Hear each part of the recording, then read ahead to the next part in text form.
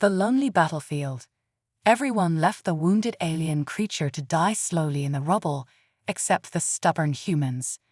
The war-ravaged planet of Beer Prime was a hellscape of collapsed buildings and scorched soil. Jeffrey Powell, a human soldier, stumbled through the ruins of yet another destroyed city.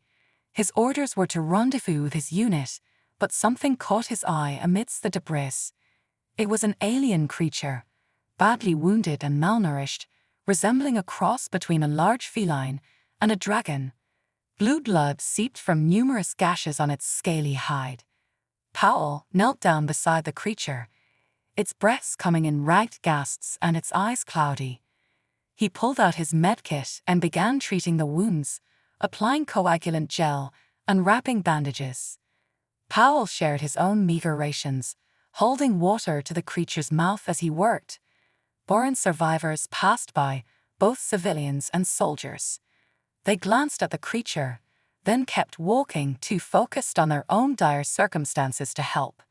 Powell glared after them, disgusted by their callousness. Suddenly, a group of Boran resistance fighters approached, weapons drawn. Their commander, Tur Kel, had a face like weathered stone. "Leave that thing and move on, human," Tur Kel spat. "We have no resources to waste on animals." "Then you're on your own. Don't expect help from us," Powell retorted. Tur Kel turned to leave, but just then, the creature let out a resonant cry, weak but haunting. Tur Kel paused, unnerved by its apparent sentience, then stopped off without another word. Powell knew he faced an uphill battle to keep this creature alive in such a harsh environment, with no support from the locals and limited supplies, but he had to try. Leaving it to die slowly and painfully was not an option.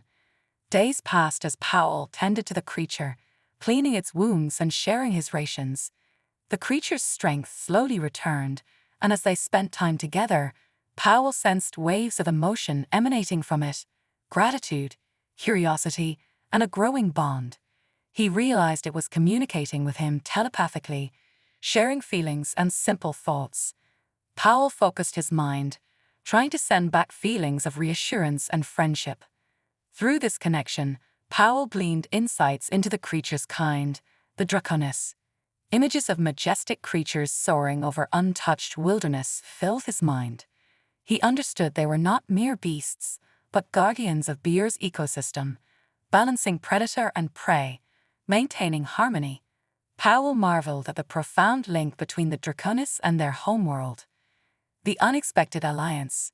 One evening, as Powell was changing the creature's dressings, a plasma bolt suddenly struck the wall above them. A Krill reconnaissance team had discovered their refuge. Powell grabbed his rifle and took cover behind rubble, shouting for the creature to stay down.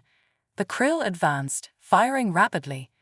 Powell took aim, downing one with a headshot. Another fell to his expert marksmanship, but more Krill emerged from the shadows. One flanked Powell, ready to end him with a point-blank shot. The creature leaped forward, a surge of energy bursting from its maw, incinerating the Krill where he stood. The remaining soldiers hesitated, shocked by the creature's display of power. Powell seized the moment, dispatching the distracted Krill with lethal precision. As quickly as it began, the firefight was over. Powell turned to the creature, amazed and grateful for the timely intervention. News of the skirmish spread like wildfire among the Borans. Tur Kel himself appeared at Powell's hideout, eyes wide as he beheld the creature. He listened, astonished, as Powell recounted the creature's abilities and their profound bond. Wheels turned in the Boran commander's mind. Perhaps this creature could be the key to turning the tide against the Krill. Tur Kel extended a hand to Powell. "An alliance," he proposed, "between my people and yours. Together, with the power of the Draconis at our side, we may stand a chance." Powell met Tur Kel's gaze, understanding the depth of his commitment. "Agreed," he said sullenly. "The Draconis will be treated with the reverence they deserve." And so, a partnership was forged in the crucible of war. Human, Boran, and Draconis united against the Krill Empire. The road ahead was fraught with danger, but hope flickered anew in the hearts of the resistance fighters. The first strike, the unlikely alliance between humans and Borans, kicked into high gear. Commander Aurora Reeves touched down on the war-torn surface of Beer Prime, her shuttle kicking up clouds of ash. She strode out to meet Powell and Tuor Kel, the Draconis padding along at the human soldier's side. Reeves had to do a double take at the alien creature, equal parts amazed and wary. "So, this is the Draconis I've heard so much about," Reeves said, eyeing the creature. The creature met her gaze evenly. "I'll admit I had my doubts about this partnership, but if it can give us an edge against those Krill bastards, I'm all for it." Tuor Kel nodded grimly. "The Krill have oppressed my people for far too long. With your help, we finally have a chance to hit them where it hurts." Powell patted the creature's flank. "And with the Draconis on our side, we'll have the element of surprise. The Krill won't know what hit them." Plans were quickly drawn up for a daring strike against a critical Krill supply depot. Reeves gathered her most elite soldiers, hardened veterans of countless battles. They would work in tandem with Tuor Kel's resistance fighters, a mix of grizzled warriors and young recruits eager to prove themselves. As the joint force approached the heavily guarded depot under cover of night, the creature reached out with its telepathic senses. Powell felt the creature's mind brush against his own, images of Krill soldiers flickering through his thoughts. The creature was mapping out the enemy's positions, giving them a clear picture of what they were up against. "Sirius says there's a squad of Krill sentries patrolling the perimeter," Powell whispered to Reeves and Tuor Kel. "But there's a gap in their route on the eastern side. We can slip through there undetected." Reeves just grinned. Sirius is full of surprises. With the intel provided by Sirius, the strike team moved like ghosts through the shadows. They breached the depot's walls without raising a single alarm. Inside, they split into two groups. Powell and Sirius broke off to plant explosive charges at key structural points, while Reeves and Tuor Kel led the assault on the depot's defenders. The Krill war machine. All hell broke loose as plasma fire lit up the night. The Krill soldiers, caught off guard, fell back in disarray. Reeves and her men pushed forward with ruthless efficiency, cutting down the enemy with precise bursts of rifle fire. Tuor Kel's Borans fought with the ferocity of a people long oppressed, hungry for vengeance. Powell armed the last charge and gave Sirius a nod. Time to blow this place to kingdom come. But as they moved to rejoin the others, a deafening metallic screech filled the air. A towering Krill war machine, a bipedal monstrosity bristling with weapons, bore down on the strike team. It leveled its massive pulse cannons, unleashing a barrage of searing energy. Reeves cursed, diving for cover behind a burned-out hover transport. She popped up to return fire, but her shots pinged harmlessly off the mecha's armor. Powell joined her, launching grenades that detonated uselessly against the machine's thick plating. Sirius, crouched at Powell's side, suddenly tensed. Powell felt a surge of determination flood through the bond. Before he could react, Sirius leaped from cover, bounding towards the war machine with astonishing speed. "Sirius, no!" Powell screamed, but the Draconis was already in motion.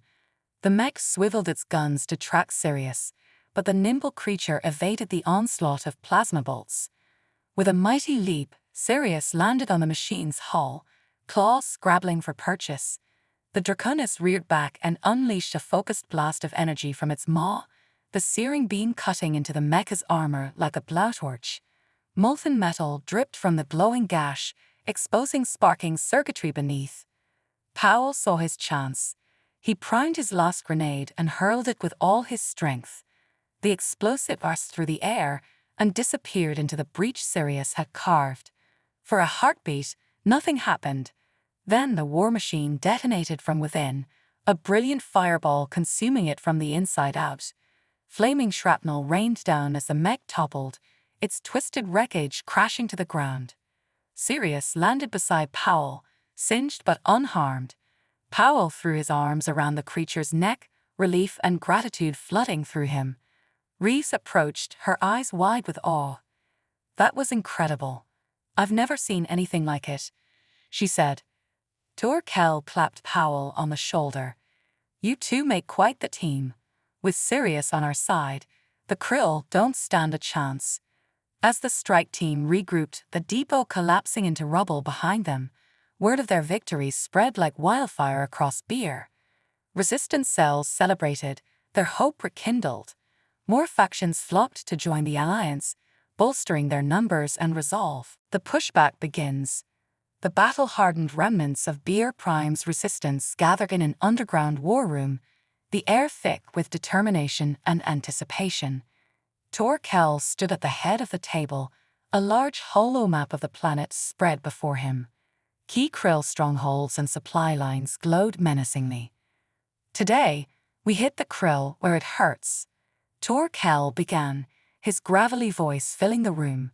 "The destruction of the depot was a start, but we need to dismantle their entire operation on Beer Prime. We strike their command center next." Powell leaned over the map, studying the holographic layout. "If we can take out their communications hub here," he pointed to a heavily fortified structure in the center of the Krill's stronghold, "we can cripple their coordination and cut off their supply routes." Reese nodded. "We'll need a multi-pronged attack. I'll lead an airstrike to create a diversion while Powell and Torkel's teams infiltrate the ground." Sirius, ever attentive, emanated a sense of readiness. The creature's telepathic link had grown stronger, allowing it to sense and respond to threats with increasing accuracy. Powell placed a hand on Sirius's scaled back, drawing strength from their bond. The plan was set into motion with military precision. Reese's squadron took to the skies, their fighters slicing through the atmosphere. The Krill's anti-aircraft defenses lit up the sky with lethal flak, but Reese's pilots maneuvered expertly, drawing enemy fire away from the ground teams. Powell, Torkel, and their fighters moved through the dense forest surrounding the Krill command center, their footsteps silent on the forest floor. Powell glanced at Sirius, who was scouting ahead, using its telepathic abilities to relay enemy positions. A series of sharp barks echoed from Sirius's mind into Powell's. The Krill had set up a perimeter of automated turrets around their command center. Torkel's sharp eyes scanned the area, identifying the power nodes controlling the turrets. "Take out those nodes, and we can breach the perimeter," Torkel said. Powell's team fanned out, placing charges on the power nodes. The synchronized explosions took out the turrets, and they moved swiftly into the compound. Inside, chaos reigned as Krill soldiers scrambled to respond to the simultaneous air and ground assaults. The command center.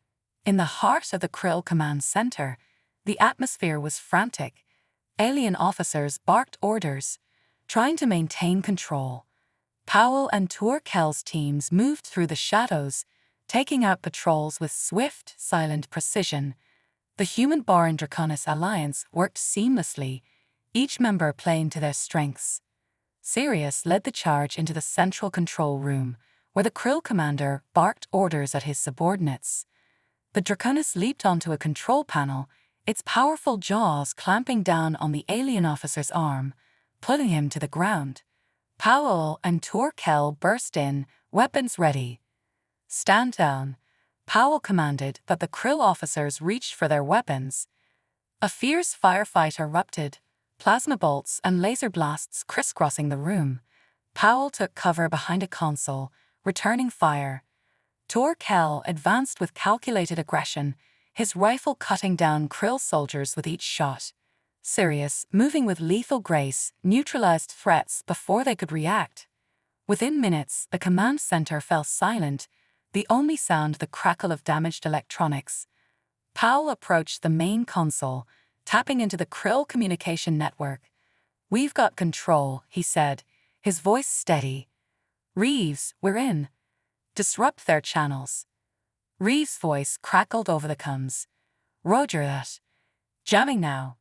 The Krill's communication grid went dark, their forces thrown into disarray. Powell accessed the command center's database, downloading vital intel on krill operations across Beer Prime. Torkel's eyes gleamed with satisfaction. "This is it," Torkel said. "We can dismantle their entire network from here." But their victory was short-lived. The ground shook as reinforcements arrived, a platoon of heavily armed krill soldiers storming the command center.